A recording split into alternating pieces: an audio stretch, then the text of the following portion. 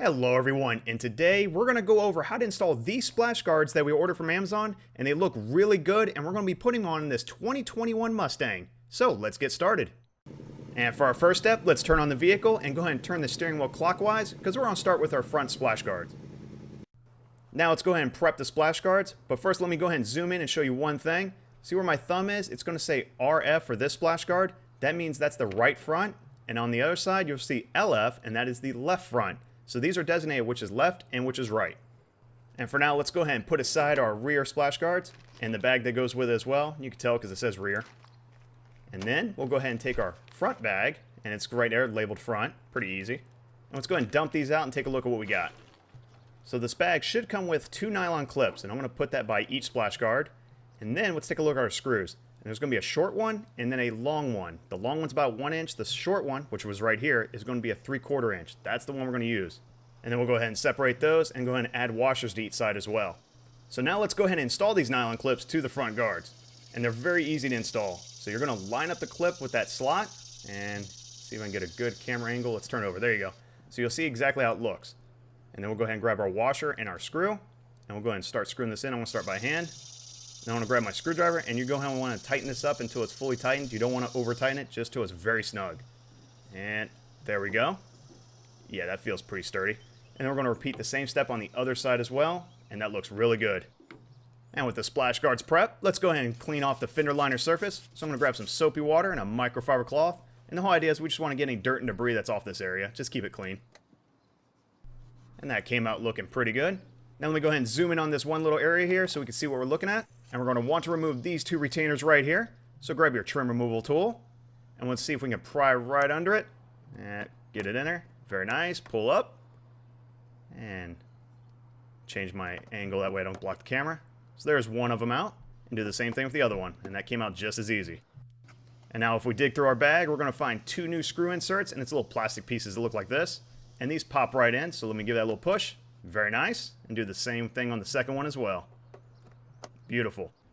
Now let me go ahead and grab the splash guard, and we want to prep the screws and apply Threadlocker.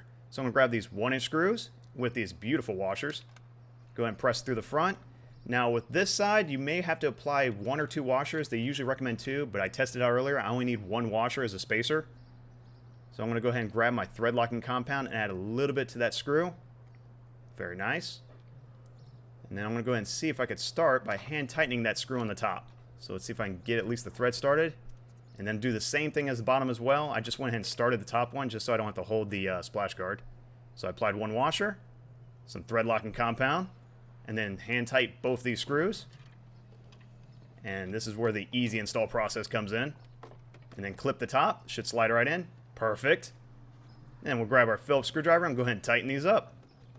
Now as you're screwing these in, go ahead and start from the bottom and work your way up. And it should be snug. Do not over tighten these.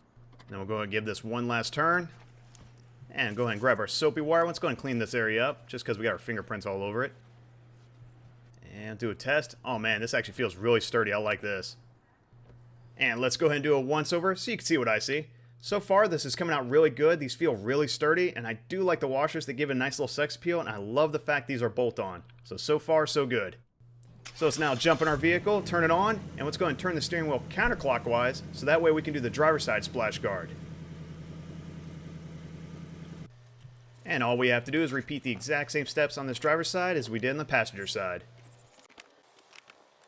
And with the front complete, let's work our way to the rear wheels. And we're going to have to take off the wheels to put on the rear splash guards. It just makes it easier. So grab a 21mm socket and a breaker bar.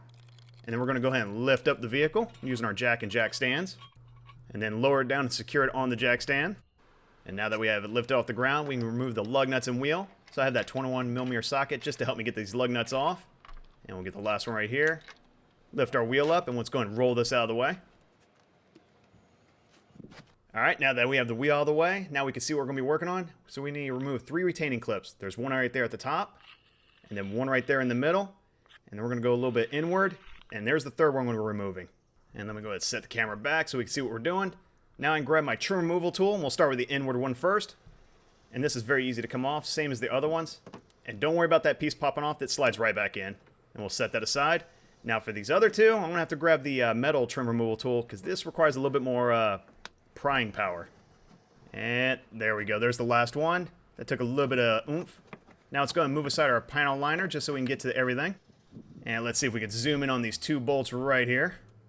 So we can go ahead and grab our 7mm socket and socket wrench, and I have an extension on there just so I have a little bit more room to work. And we want to loosen these up. We don't want to take them off, we just want to loosen them up. The whole idea is it's going to give a little bit of gap and a little bit of wiggle room so we can install these nylon clips. So all you have to do is press these right in, and let's see if I can get that in there. Come on. It's starting to go. Yeah, it's almost lined up. Let's line up the holes a little bit better. Okay, there's one, and then we'll go at the top and do the same thing. There we go, that looks very good. And now we can grab that 7mm socket and socket wrench, and let's go ahead and tighten these bolts right back up till they're nice and snug. So there's one, and there's two. Let's go back and check the bottom one more time. There we go. And now we can work on our inner hole. So we need a stepper bit. Let's see if I can bring this in and zoom it in. There we go.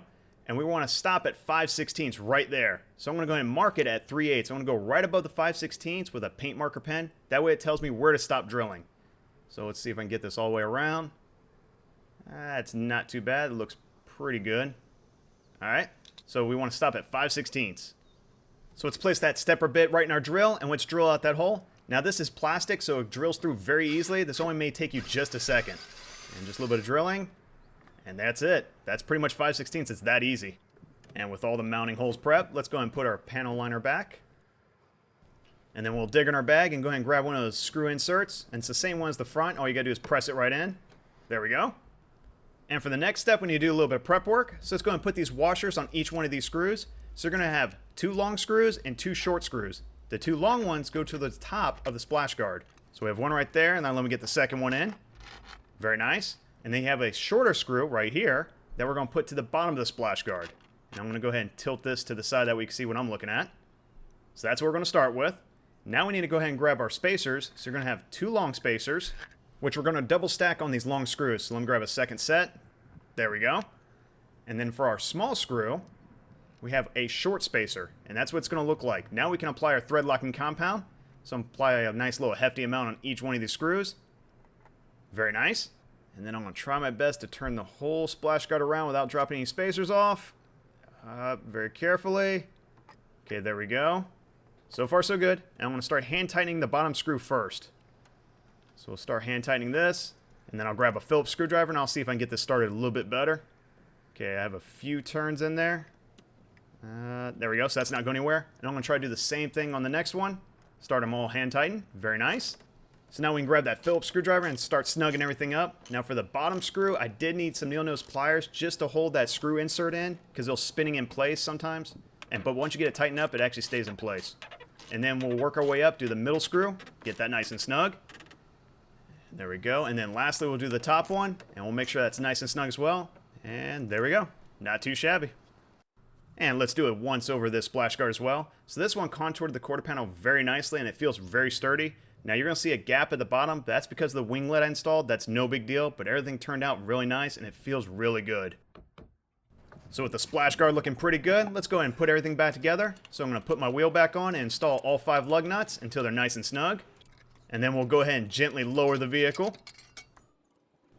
And grab your torque wrench and make sure it's set to 150 foot-pounds. And let's torque all 5 of these lug nuts in a star pattern. So there's 1, there's 2, 3, 4, and 5. And of course, we're going to repeat the exact same steps on the passenger side as well, and it came out looking beautiful.